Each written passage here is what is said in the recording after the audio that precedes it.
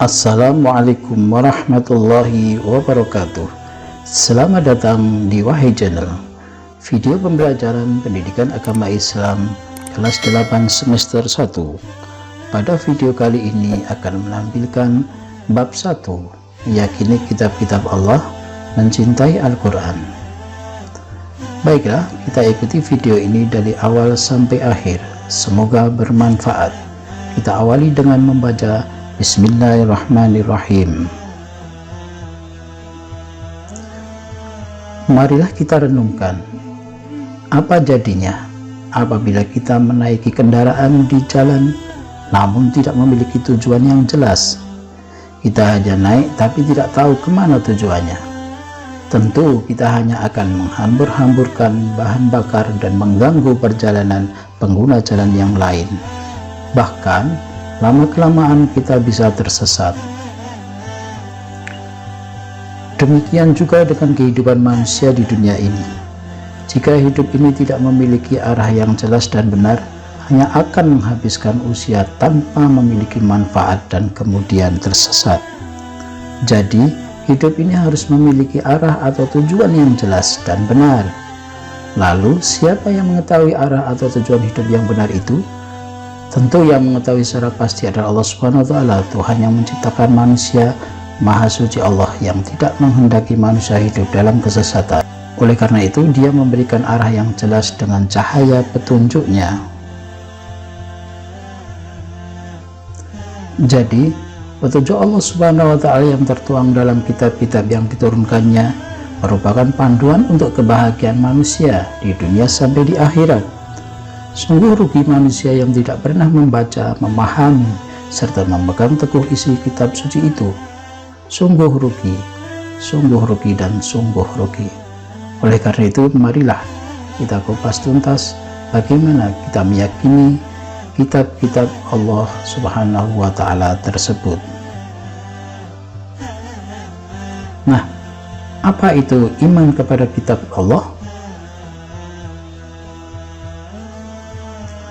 Pengertian iman kepada kitab-kitab Allah. Iman kepada kitab Allah Subhanahu wa Ta'ala berarti percaya dan yakin dengan sepenuh hati bahwa Allah Subhanahu wa Ta'ala telah menurunkan kitab-kitabnya kepada para rasulnya. Ajaran yang terdapat di dalam kitab tersebut disampaikan kepada umat manusia sebagai pedoman hidup agar dapat meraih kebahagiaan di dunia dan di akhirat. Sebagaimana Allah berfirman di dalam surat Al-Maidah ayat 16 sebagai berikut.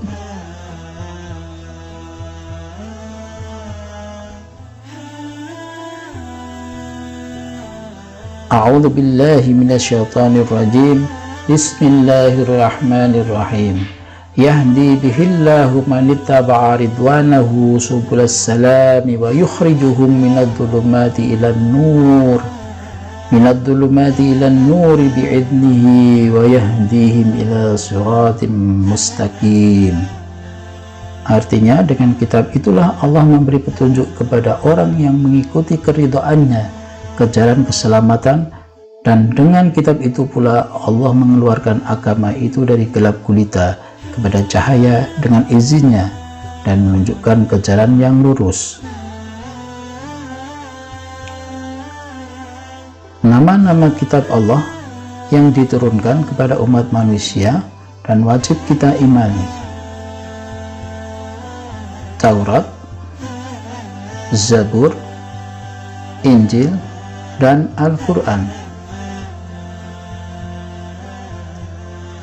Pertama, kitab Taurat diturunkan pada abad ke-12 sebelum Masehi. Kitab Taurat diwahyukan kepada Nabi Musa alaihissalam. Pada abad ke-12 sebelum Masehi, nama Taurat berarti hukum atau syariat. Pada saat itu Nabi Musa alaihissalam diutus oleh Allah Subhanahu wa Ta'ala untuk berdakwah kepada bangsa Bani Israel. Oleh karena itu, tepat sekali kalau kita meyakini bahwa kitab Taurat diperuntukkan sebagai pedoman dan petunjuk hidup bagi kaum Bani Israel saat itu. Adapun bahasa yang digunakan dalam kitab Taurat adalah bahasa Ibrani. Kita meyakini bahwa kitab Taurat benar-benar wahyu dari Allah Subhanahu wa Ta'ala. Keyakinan ini diperkuat oleh keterangan-keterangan yang ada di dalam Al-Quran. Salah satunya adalah yang tertuang dalam firman Allah Al-Quran Surat Al-Mu'minun ayat 49 sebagai berikut.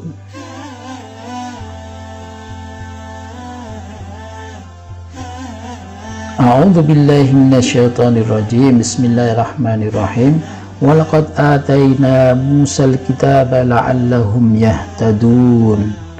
Yang artinya, dan sungguh telah kami anugerahi kepada Musa alaihissalam kitab Taurat agar mereka Bani Israel mendapat petunjuk. Adapun pokok-pokok ajaran yang ada di dalam kitab Taurat yang diturunkan di Bukit Sinai tersebut adalah sebagai berikut. Pertama, perintah untuk mengesahkan Allah Subhanahu wa Ta'ala. Kedua, larangan menyembah patung atau berhala. Ketiga, larangan menyebut nama Allah Subhanahu wa Ta'ala dengan sia-sia. Keempat, perintah menyucikan hari Sabtu. Kelima, perintah menghormati kedua orang tua. Keenam, larangan membunuh sesama manusia. Ketujuh, larangan berbuat zina. Kedelapan, larangan mencuri. Kesembilan, larangan menjadi saksi palsu. Dan yang kesepuluh, larangan mengambil hak orang lain.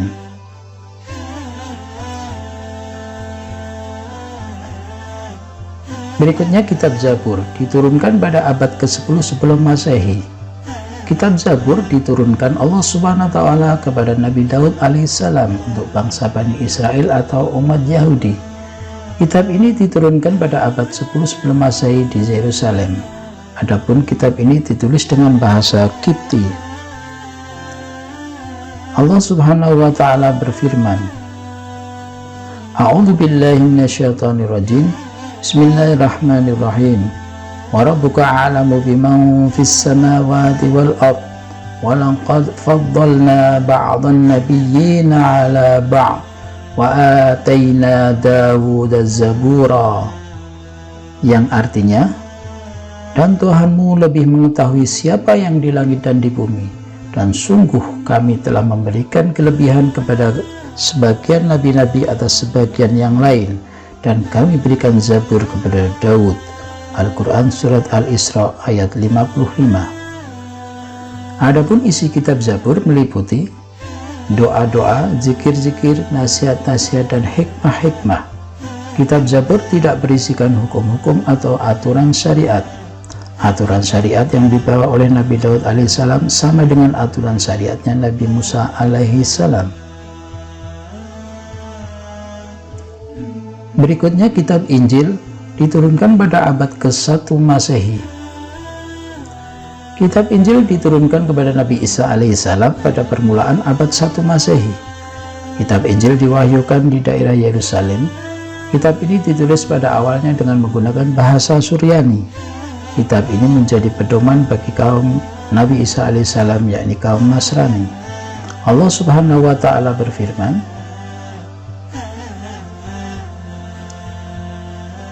A'udzu billahi minasyaitonir rajim. Bismillahirrahmanirrahim.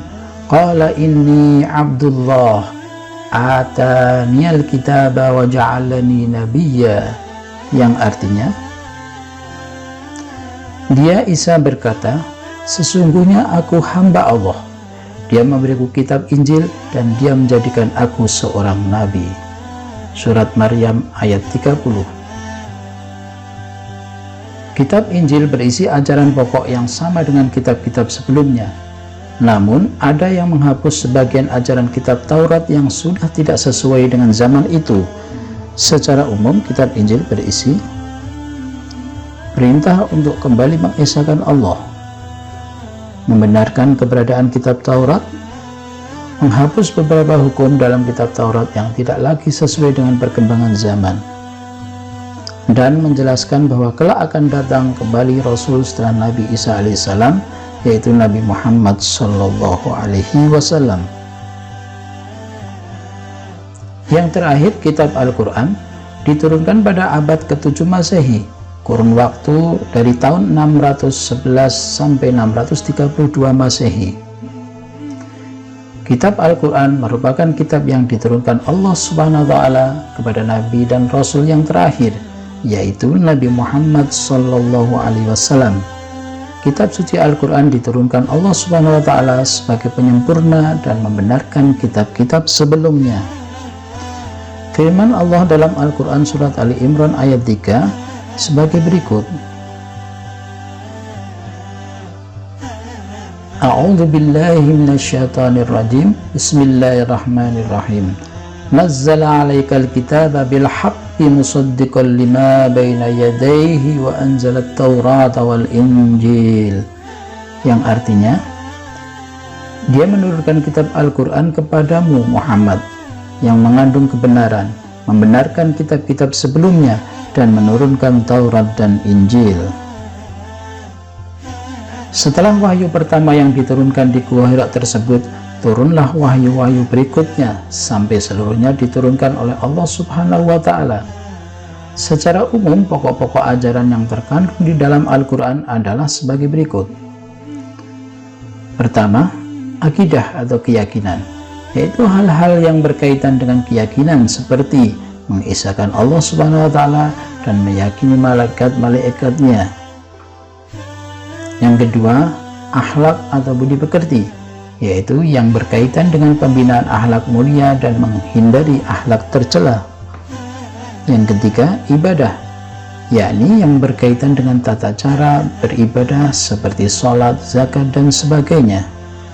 Yang keempat, muamalah, yakni berkaitan dengan tata cara berhubungan kepada sesama manusia. Dan yang terakhir, tarikh atau sejarah, yaitu kisah orang-orang dan umat terdahulu. Al-Quran sebagai kitab suci umat Islam. Al-Quran merupakan kitab suci dari Allah Subhanahu wa Ta'ala yang terjamin kemurniannya.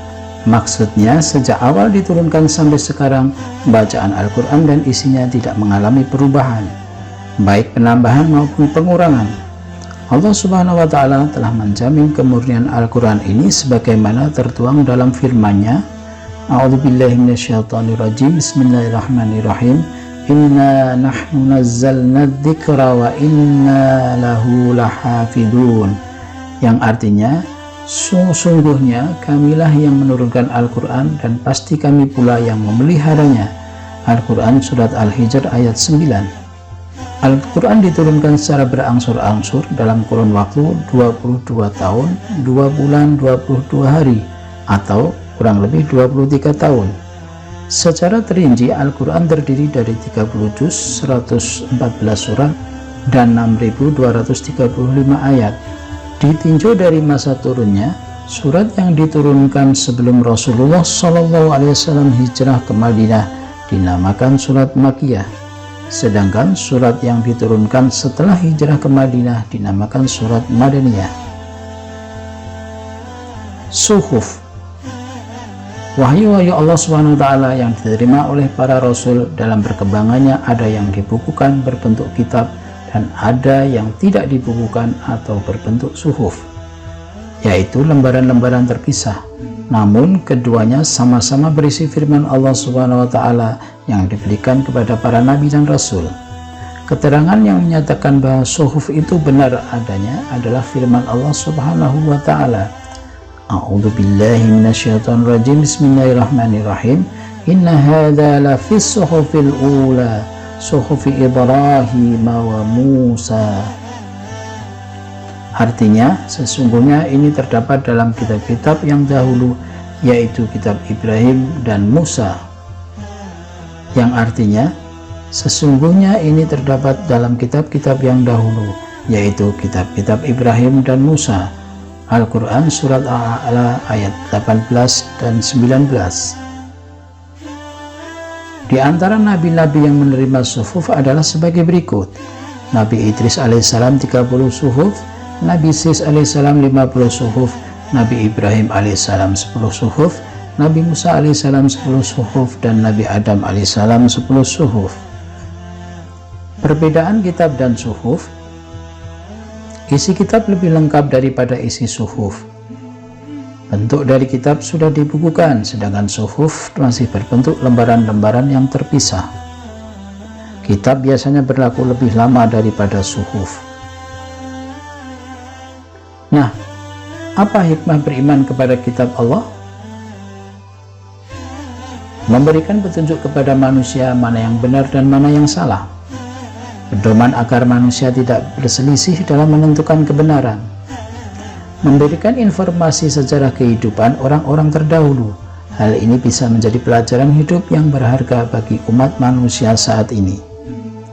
Manusia dapat mengetahui betapa besarnya perhatian dan kasih sayang Allah Subhanahu wa Ta'ala kepada para hamba dan makhluknya.